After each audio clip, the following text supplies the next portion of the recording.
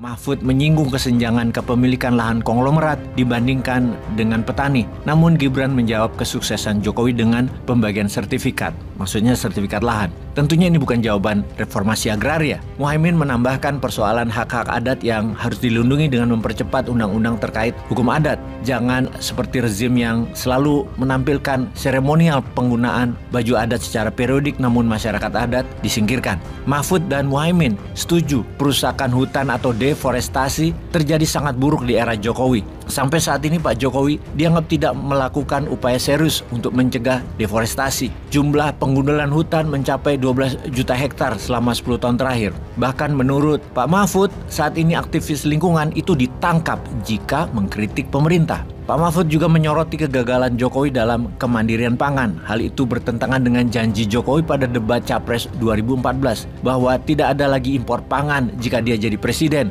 Mahfud mengatakan justru Jokowi ingkar dan tidak sesuai janji karena impor terus menggunung. Beberapa data impor pangan tersebut disampaikan Mahfud dalam debat, yaitu masalah beras, kedelai, susu, daging sapi, dan lain sebagainya. Muhaimin melanjutkan dengan mengatakan bahwa swasembada pangan kita gagal, bahkan tanpa memasukkan isu krisis iklim, sebab petani diabaikan. Sebaliknya korporasi besar diutamakan. Kegagalan pengadaan pupuk, harga, dan keterjangkauan merupakan fenomena nyata saat ini. Dalam hal konflik agraria dan berkembangnya illegal mining, Mahfud menekankan bahwa semua ini tanggung jawab pemerintah dan khususnya aparatur yang membiarkan mafia-mafia tersebut berkuasa. Kerusakan iklim dengan deforestasi jutaan hektar lahan terus berlanjut di era Jokowi, tidak ada keinginan untuk memperbaiki. Urusan mafia-mafia penguasaan lahan tersebut yang dikatakan Pak Mahfud, Gibran menjawab, cabut aja hak tanah atau IUP yang ilegal.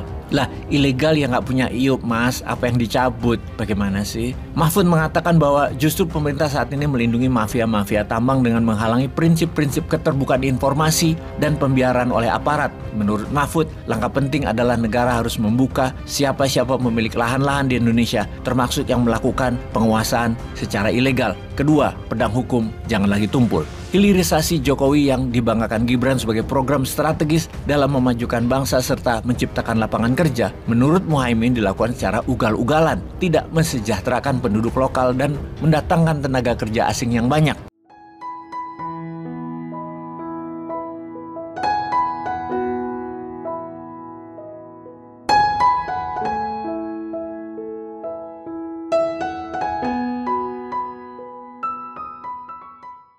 Gibran itu seperti kurang paham bahwa debat Capres dan Cawapres itu berbicara tentang kebijakan, yang di atasnya itu adalah paradigma dan di atasnya lagi adalah filosofi. Semua yang ditanyakan dan dijawab oleh Gibran kepada Caimin dan Profesor Mahfud di debat Cawapres kemarin adalah tugas dari pejabat eselon 3 atau eselon 4 di kementerian atau lembaga. Lebih ngetes lawan, bukan tugas mengemban kebijakan polisi bernegara. Apakah ini akibat dangkalnya pemahaman Gibran tentang kebijakan, paradigma, dan filsafat bernegara? Atau strategi tim pemenangan karena menganggap rakyat itu perlunya hanya hiburan, aksi teatrikal di debat Cawapres? Kita tidak tahu. Namun secara akademis kali ini kita akan bahas debat Cawapres dengan tema pembangunan berkelanjutan, sumber daya alam, lingkungan hidup, energi, pangan, agraria, masyarakat adat, dan desa.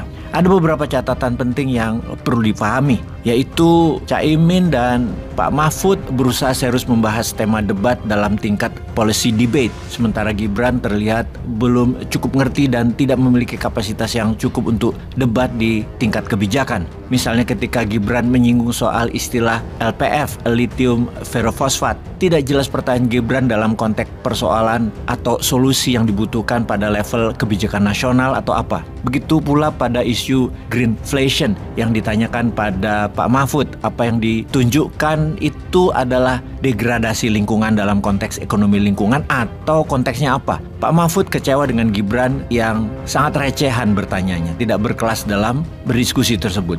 Satu hal lagi, isu bioregional yang diangkat Muhaimin sebagai basis pembangunan dijawab Gibran dengan isu pemerataan pembangunan di Indonesia secara umum, bukan bioregional based planning. Muhaimin dan Profesor Mahfud menyoroti kegagalan pembangunan Jokowi. Keduanya mengatakan Jokowi gagal dalam membangun kemandirian pangan, redistribusi lahan, menjaga kemandirian desa, dan mengejar transisi energi dikatakan gagal. Mahfud dan Muhaimin juga sepakat terjadi kegagalan dalam pembangunan sektor agraria, baik merujuk pada UU PA maupun fakta terjadinya konflik agraria yang semakin membesar. Muhaimin juga mempersoalkan agenda redistribusi lahan yang tidak ada. Mahfud menyinggung kesenjangan kepemilikan lahan konglomerat dibandingkan dengan petani. Namun Gibran menjawab kesuksesan Jokowi dengan pembagian sertifikat, maksudnya sertifikat lahan. Tentunya ini bukan jawaban reformasi agraria. Muhaimin menambahkan persoalan hak-hak adat yang harus dilindungi dengan mempercepat undang-undang terkait hukum adat.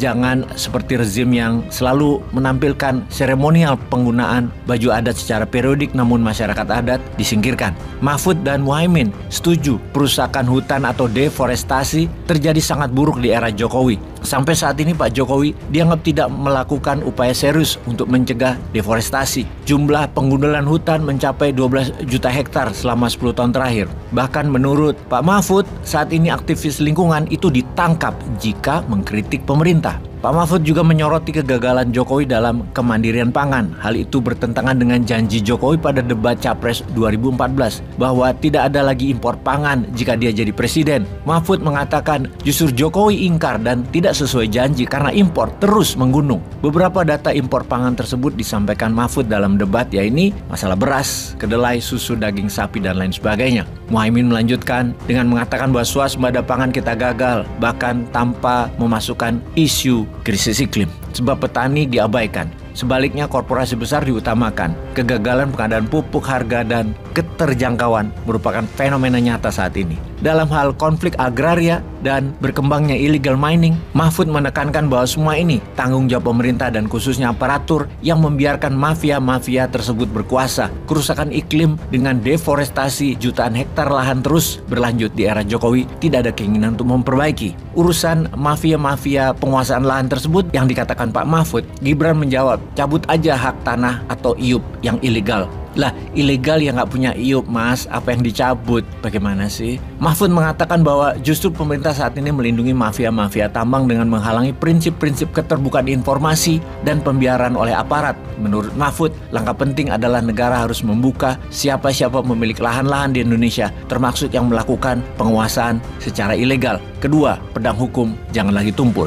Hilirisasi Jokowi yang dibanggakan Gibran sebagai program strategis dalam memajukan bangsa serta menciptakan lapangan kerja, menurut Muhaimin dilakukan secara ugal-ugalan, tidak mensejahterakan penduduk lokal dan mendatangkan tenaga kerja asing yang banyak. Muhaimin mengatakan bahwa eksplorasi alam untuk pembangunan perlu, namun harus menghitung sisi ekologisnya. Terkait transisi ke arah energi terbarukan, Muhaimin justru mengatakan bahwa rezim Jokowi tidak serius. Target penurunan emisi karbon 2025 berkurang 23% jadi 17% dan pajak karbon ditunda. Muhaimin dan Mahfud menunjukkan berbagai kegagalan pemerintah yang harus diperbaiki atau yang masyarakat harus ketahui. Rakyat dalam debat kemarin terinformasi kegagalan pemerintah yang bertanggung jawab atas kehancuran lingkungan, berkembangnya mafia tanah dan tambang, rusaknya aparatur negara, deforestasi berkelanjutan, hilirisasi yang tidak menguntungkan, dan lain sebagainya. Jutaan rakyat yang mendengar pemaparan Mahfud dan Muhaimin menunjukkan adanya ketidakjelasan atau ketidaksinkronan antara fakta yang diketahui elit dengan tingkat kepuasan publik terhadap Jokowi dalam berbagai survei. Tentu saja, rakyat sekarang dapat mempertimbangkan mana yang lebih kredibel dan masuk akal.